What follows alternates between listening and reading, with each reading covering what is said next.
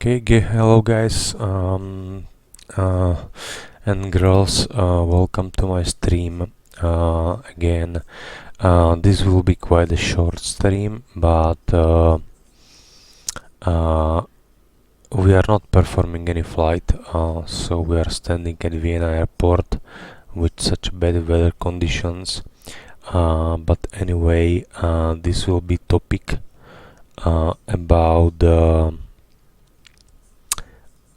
how to plan and conduct the flight, or how to establish your destination and destination alternate airports,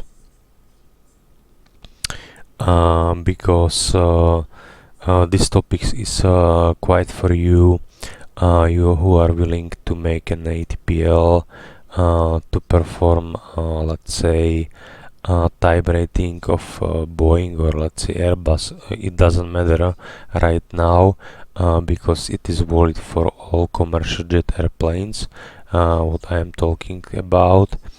And so let's jump to the topic. And yeah, we are currently on the stand hotel, I guess hotel 44, but it's out of the way. What we are going to talk about the flight. All of your flight, if we are not talking about EDTP.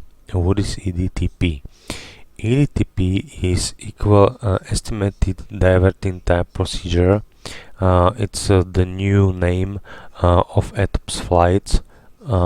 So if you are flying within Europe, basically there is no problem, because in all corners of Europe you have the suitable airport. But imagine that you are flying within a country when this procedure is not longer apply. So you have to plan your flight from point A, or let's say from destination A, departure A to destination B. Okay, so you must plan your routing in such a way that within 60 nautical mile circles you have always suitable airport in which you can land. And this is 60 minutes circle. It means with one engine operative, so it doesn't mean in still conditions, but in prediction weather conditions which is prevailing in your cruising flight level. So this is the theory. Please do not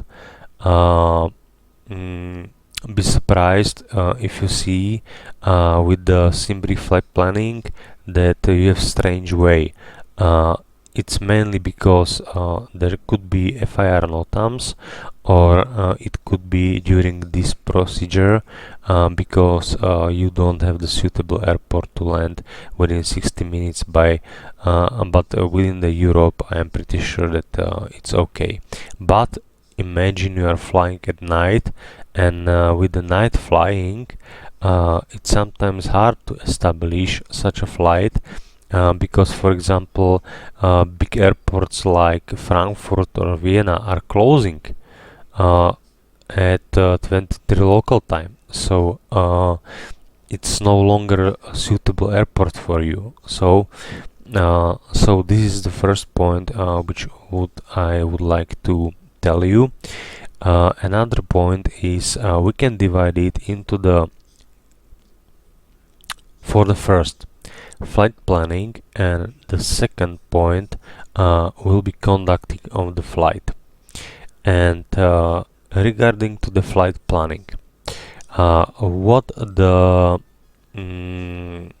procedure says, it says that you have to establish at least one destination alternate airport unless there are two specific reasons, and I will tell you the reasons. First reason is unless the airport is isolated. It does mean that Regarding to the fuel, you should have the greater amount of the fuel for 2 hours of flight at cruise level at cruise speed, overhead destination, or additional fuel. Additional fuel, I will put it right here now. It's a big deal how to calculate the alternate fuel, and I still don't know how to calculate it, but flight dispatcher has professional flight planning, and it's basically okay with it. And or you are flying to the airport when there are two separate runways, which there are no NOTAMs, so they should be fully operative, and the weather conditions within your ETA should be 1 hour plus and minus within the VMC conditions. Okay, so that's basically a little bit old, I guess, explanation. Right now is circling minima plus something like that. I will show you the correct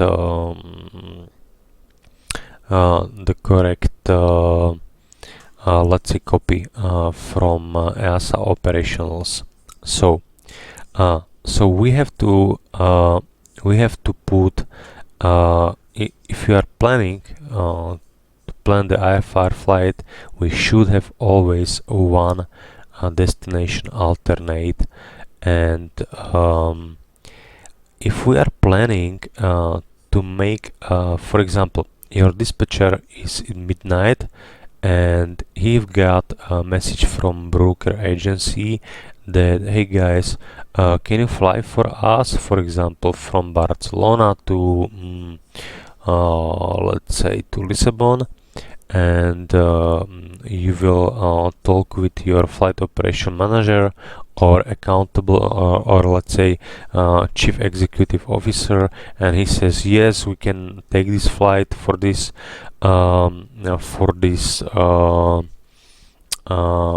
money. So he will start planning, and what he will see in TAF that at Lisbon airport the weather conditions at your let's say estimated time of arrival should be within 1 hour prior and 1 hour after departure below the minima. So, and now that's the tricky situation. And what is the tricky situation? We can simply avoid it because the weather can change from minute to minute. So we can plan the airport, but we can plan the airport only if we put into the operational and ICAO flight plan 2 destination alternates. And when the captain comes in the morning and check the flight plan and the weather is still not improved,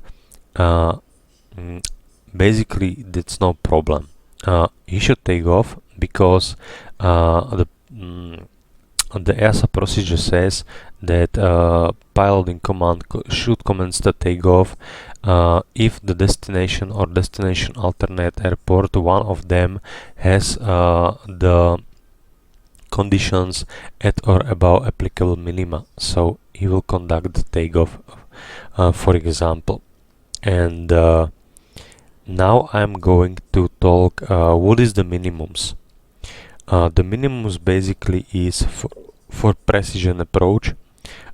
It's always limiting RVR.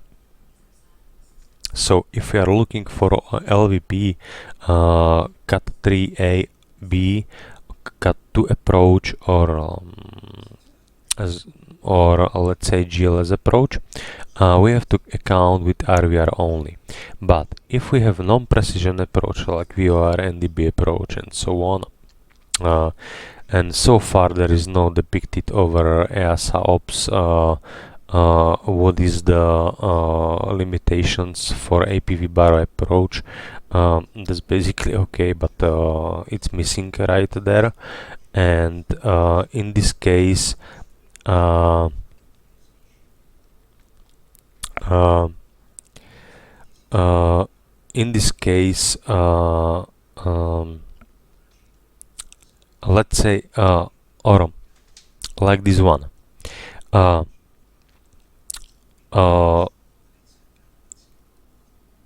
if you are planning to, let's say, fly from A to B point, and you have C as the destination alternate, you always checked the facilities.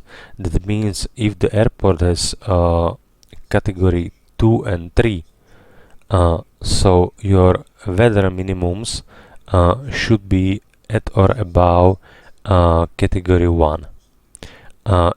If your airport facility has category 1 approach, you should have non-precision approach plus 200 meters of sailing, and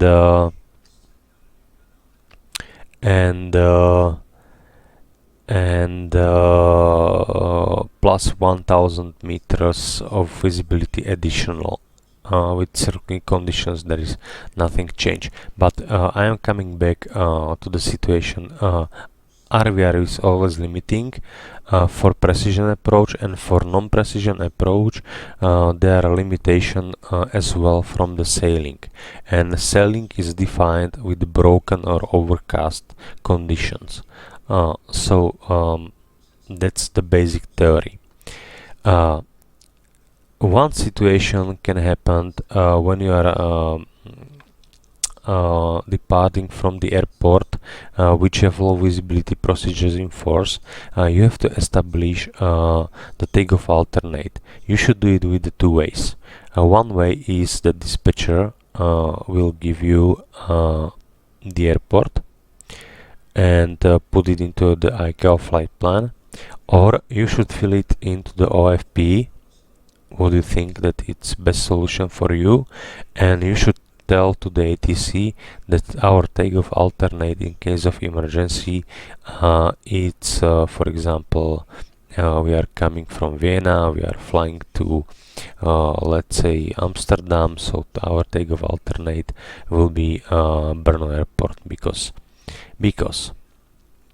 the conditions on takeoff alternate should be always at or above category 1 minima,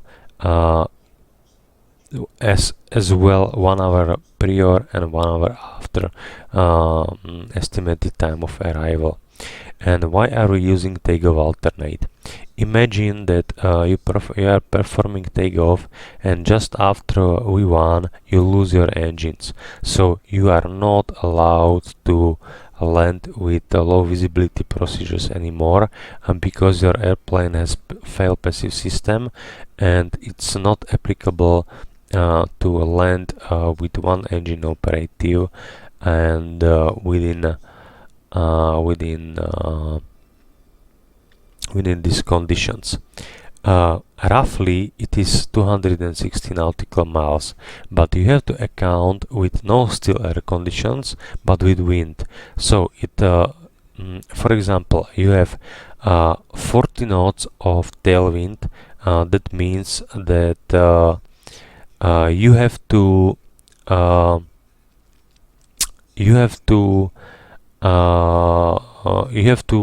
move your destination takeoff alternate far behind. Okay, so it shouldn't be Brno, it could be Prague, for example. But in case you have headwind, that means that your distance is closer, so that means that Brno is enough, and we cannot continue beyond this point. So this is according to the takeoff. And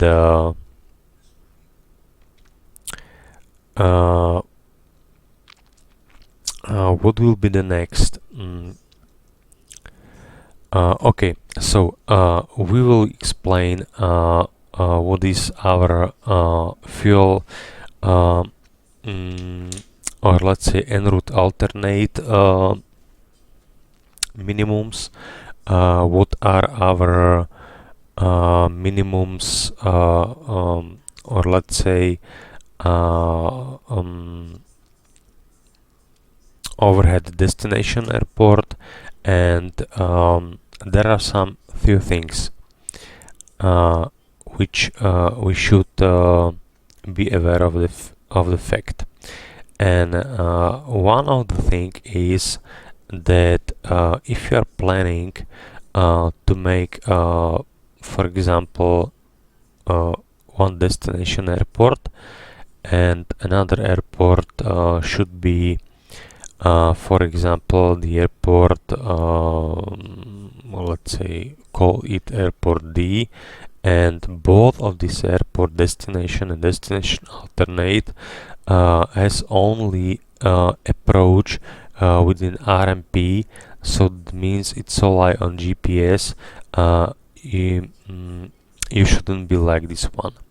One of the airports should contains at least one conventional navigation approach. That means ILS, VOR, NDB, and or localizer approach, or whatever.